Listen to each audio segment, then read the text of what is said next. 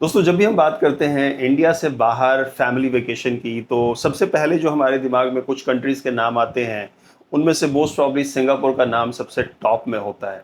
और हो भी क्यों ना, Singapore as a country her age group के लिए कुछ ना कुछ बहुत ही अमेज़िंग ऑफ़र करता है।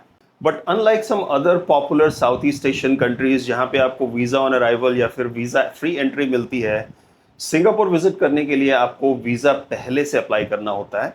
तो मैं भी प्लान कर रहा हूँ सिंगापुर विज़िट करने का अगले हफ्ते, और करीब 2 हफ्ते पहले मैंने सिंगापुर टूरिस्ट वीज़ा के लिए अप्लाई किया था और मेरा वीज़ा 2 दिन में अप्रूव हो गया था और मुझे मिला है 2 साल का मल्टीपल एंट्री वीज़ा।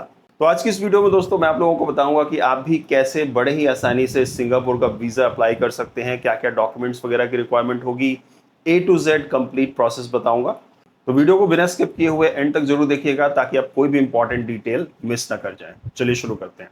तो सबसे पहले बात कर लेते हैं कि कौन कौन से डॉक्यूमेंट्स की आपको रिक्वायरमेंट होगी before you file your visa application.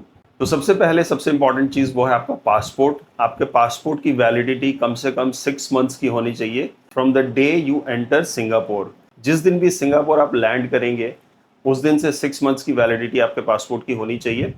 दूसरी चीज़ है पासपोर्ट साइज फोटोग्राफ। आपको 2 पासपोर्ट साइज फोटोग्राफ चाहिए होगा with white background and matte finish. और ध्यान रहे कि जो पासपोर्ट में फ़ोटो हो उसमें 70% जो कवर हो आपका फेस हो। पासपोर्ट साइज फोटोग्राफ एग्जैक्टली आपका कैसा होना चाहिए, इसकी एग्जैक्ट गाइडलाइंस जो है सिंगापुर की immigration and checkpoints authority की ऑफिशियल वेबसाइट पे क्लियरली मेंशन्ड है। उसका लिंक जो है मैं डिस्क्रिप्शन में डाल दूंगा। मैं आप लोगों को रिकमेंड करूंगा कि किसी प्रोफेशनल से जाके पिक्चर क्लिक करवाइए। मैंने भी एक प्रोफेशनल स्टूडियो में जाके ही अपनी पिक्चर क्लिक करवाई थी। एक चीज़ और ध्यान रहे कि पासपोर्ट साइज फोटोग्राफ जो हो एकदम लेटेस्ट होना चाहिए और वो किसी दूसरे कंट्री के वीज़ा के लिए आपने यूज़ ना किया हो। ये बहुत ही ज़्यादा इंपॉर्टेंट है। इसके बाद जो अगली इंपॉर्टेंट चीज़ है वो है आपके प्रूफ ऑफ फाइनेंसेस। मतलब आपको प्रूफ करना है कि you can actually fund your trip to Singapore. अगर आप सैलरीड है तो आपको अपने कंपनी का एम्प्लॉयमेंट सर्टिफिकेट चाहिए होगा। साथ ही साथ आपको अपना आईडी कार्ड जो है, कंपनी आईडी कार्ड, उसका कॉपी सबमिट करना पड़ेगा। प्लस लास्ट 3 मंथ्स का salary slip, plus last 3 months का बैंक स्टेटमेंट चाहिए होगा। ध्यान रहे कि बैंक स्टेटमेंट उसी बैंक का हो जिसमें आपकी सैलरी क्रेडिट होती हो। अब यहाँ पे लोगों का सवाल रहता है कि बैंक में कितना बैलेंस मेंटेन करना चाहिए वीज़ा अप्रूवल के लिए। तो इसकी देखिए कोई मिनिमम लिमिट नहीं है, बट मैं आप लोगों को रेकमेंड करूँगा कि जितने भी लोग विजिट कर रहे हैं, अगर 1 लाख रुपीज़ पर पर्सन आपने मेंटेन किया हुआ है बैंक बैलेंस, तो बहुत ही ज़्यादा ईजी हो जाएगा आपका वीज़ा अप्रूव होना। अगर आप बिजनेसमैन हैं तो आपको जीएसटी सर्टिफिकेट या फिर रजिस्ट्रेशन ऑफ जो आपका बिजनेस रजिस्ट्रेशन है उसकी कॉपी सबमिट करनी पड़ेगी। और साथ ही साथ अगेन आपको 3 महीने का बैंक स्टेटमेंट सबमिट करना पड़ेगा। और अगेन वो बैंक स्टेटमेंट उस बैंक का हो जो आपके बिजनेस से लिंक्ड हो। इसके अलावा आपको चाहिए होगा रिटर्न एयर टिकट की कॉपी। और साथ ही साथ जितने दिन भी आप स्टे करने का प्लान कर रहे हैं सिंगापुर में, उतने दिन का होटल का बुकिंग कॉन्फर्मेशन चाहिए होगा। अगर आप प्लान कर रहे हैं किसी रिलेटिव या फिर किसी फ्रेंड के यहाँ स्टे करने का जो सिंगापुर में ऑलरेडी रहते हैं, तो उनसे आपको एक इनविटेशन लेटर चाहिए होगा और साथ ही साथ में वहाँ का एड्रेस प्रूफ आपको सबमिट करना होगा। एक बार आपने डॉक्यूमेंट सारे रेडी कर लिए तो नेक्स्ट स्टेप होता है आपका वीज़ा एप्लीकेशन फॉर्म फिलअप करने का। तो सिंगापुर का जो वीज़ा एप्लीकेशन फॉर्म होता है उसको फॉर्म 14A बोलते हैं। और ये फॉर्म आप अगेन सिंगापुर की जो ऑफिशियल आईसीए की वेबसाइट है वहाँ से डाउनलोड कर सकते हैं। अगेन इसका लिंक मैं डिस्क्रिप्शन में डाल दूंगा, आप लोग वहाँ से जाकर डाउनलोड कर सकते हैं। फॉर्म जो है बहुत ज़्यादा कॉम्प्लिकेटेड नहीं है, काफ़ी सिंपल है। फॉर्म फिलअप करते समय इस चीज़ का ध्यान रखें कि जो भी आप डिटेल्स भर रहे हो उस फॉर्म में वो आपके पासपोर्ट डिटेल से मैच कर रहा हो। अगर थोड़ा सा भी मिसमैच हुआ तो हो सकता है दिक्कत हो जाए आपका वीज़ा अप्रूव होने में। और इस फॉर्म के साथ आपको एक कवर लेटर भी देना होता है। तो ये कवर लेटर बेसिकली एक एप्लीकेशन की तरह होता है जो आप सिंगापुर हाई कमिश्नर को लिखते हैं, जिसमें आप मेंशन करते हैं कि आप सिंगापुर विजिट करना चाहते हैं for whatever reasons you are visiting, और कितने दिन के लिए आप विजिट करेंगे, कितने लोग विजिट कर रहे हैं, and that you are the one who will be financing this whole trip. उसके बाद नीचे आपका सिग्नेचर चाहिए होता है। तो ये सारी चीज़ें रेडी करने के बाद जो आखिरी स्टेप होता है वो होता है एप्लीकेशन सबमिट करने का सिंगापुर एम्बेसी में। ना सबसे इम्पॉर्टेंट चीज़ कि आप अपने आप से इस एप्लीकेशन को सबमिट नहीं कर सकते एम्बेसी में। आपको ये एप्लीकेशन किसी ऑथराइज्ड एजेंट के थ्रू ही सबमिट करना पड़ेगा। सिंगापुर की जो ऑफिशियल वेबसाइट है आईसीए की, उसमें जो है ऑथराइज्ड एजेंट्स की लिस्ट है। मैं रेकमेंड करूँगा कि आप जो लेटेस्ट एजेंट्स की लिस्ट है, बिकॉज चेंज होते रहती है, तो जो भी ऑथराइज्ड एजेंट्स की लिस्ट है उसको डाउनलोड कर लीजिए ऑफिशियल जो ICA की वेबसाइट है, वहाँ से उसका लिंक अगेन मैं डिस्क्रिप्शन में डाल दूंगा, वहाँ से आप जाके डाउनलोड कर सकते हैं। तो आप एप्लीकेशन जो है आप अपना अपने आप से नहीं कर सकते हैं, आपको इन्हीं एजेंट्स के थ्रू ही एप्लीकेशन अपना सबमिट करना होगा। और फाइनली जो सबसे इम्पोर्टेंट चीज़ है कि कितना आपको पे करना पड़ेगा इस एप्लीकेशन के लिए।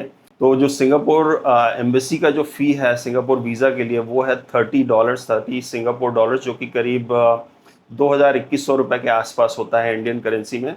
और साथ में जिस ऑथराइज्ड एजेंट के थ्रू आप सबमिट करेंगे अपना एप्लीकेशन एम्बेसी में, वो लोग करीब 1,000 रुपये के आसपास चार्ज करते हैं। तो मैंने जो पे किया था 3,080 रुपीज़ पे किए थे टोटल, जिसमें वीज़ा फ़ी प्लस ऑथराइज्ड एजेंट जिसके थ्रू मैंने अपना एप्लीकेशन सबमिट किया था उनका फ़ी भी इंक्लूडेड था। और आप भी रिगार्डलेस ऑफ कौन सा एजेंट आप यूज़ करते हैं, अगर ऑथराइज्ड एजेंट है तो मोस्ट प्रॉब्ली 1,000 रुपीज़ के आसपास ही चार्ज करेगा आपको। ऐसा हो सकता है कि आप किसी ऐसे छोटे से सिटी में रहते हो जहाँ पे कोई भी ऑथराइज्ड एजेंट जो है उसका ऑफिस वगैरह नहीं है, तो उसका इसमें आप अपने लोकल टाउन या सिटी में जो भी ट्रैवल एजेंट वगैरह हैं जो सिंगापुर का वीज़ा जो है फेलिसिटेट करते हैं, उसमें से किसी को कांटेक्ट कर सकते हैं और वो भी आपका जो वीज़ा है किसी ऑथराइज्ड एजेंट जो उनमें से लिस्ट है उन्हीं के थ्रू जो है सबमिट करेंगे। तो इस केस में आपको थोड़ा सा ज़्यादा पे करना पड़ सकता है, बिकॉज वो जो एजेंट है लोकल एजेंट अगेन आपसे कुछ एक्स्ट्रा चार्ज कर सकता है 1,000 रुपये के आसपास। तो उस केस में हो सकता है कि आपका जो टोटल फ़ी हो करीब 4,000 के आसपास पड़ जाए। बट अगेन अगर पे सिटी में कोई ऑथराइज्ड एजेंट नहीं है तो आपके लिए उसके अलावा दूसरा कोई ऑप्शन है नहीं। बट एक चीज़ का ध्यान रखें कि जब भी आप ये कोई लोकल एजेंट के थ्रू आप करना चाहते हो सिंगापुर वीज़ा अप्लाई, तो उसके बारे में थोड़ा सा रिसर्च कर लीजिए, थोड़े से रिव्यूज़ वगैरह जो है ऑनलाइन पढ़ लीजिए, ताकि आगे चल के कोई दिक्कत ना हो। एक बार आपका वीज़ा एप्लीकेशन सबमिट हो गया तो with in 3 to 5 business days आपका वीज़ा प्रोसेस हो जाता है।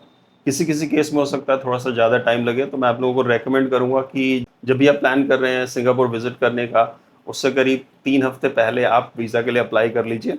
मेरा वीज़ा वैसे 2 दिन में ही अप्रूव हो गया था और जैसा कि मैंने कहा कि जनरली 3 to 5 बिजनेस डेज लगता है, उससे ज़्यादा नहीं लगता है।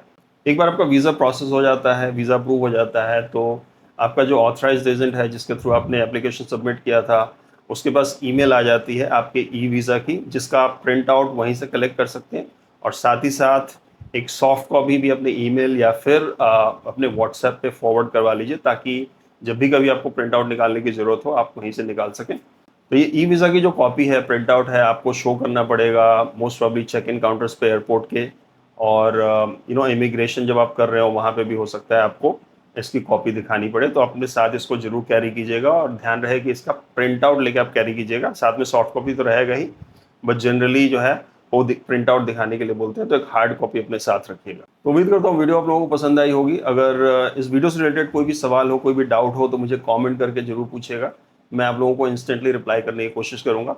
अगर वीडियो से वैल्यू मिली हो तो प्लीज़ लाइक और शेयर जरूर करें। तो नेक्स्ट वीक मैं सिंगापुर विजिट करने जा रहा हूं और आने वाले टाइम में काफ़ी सारी इंफॉर्मेटिव वीडियोस सिंगापुर के ट्रैवल से रिलेटेड लेकर आऊँगा आप लोगों के लिए।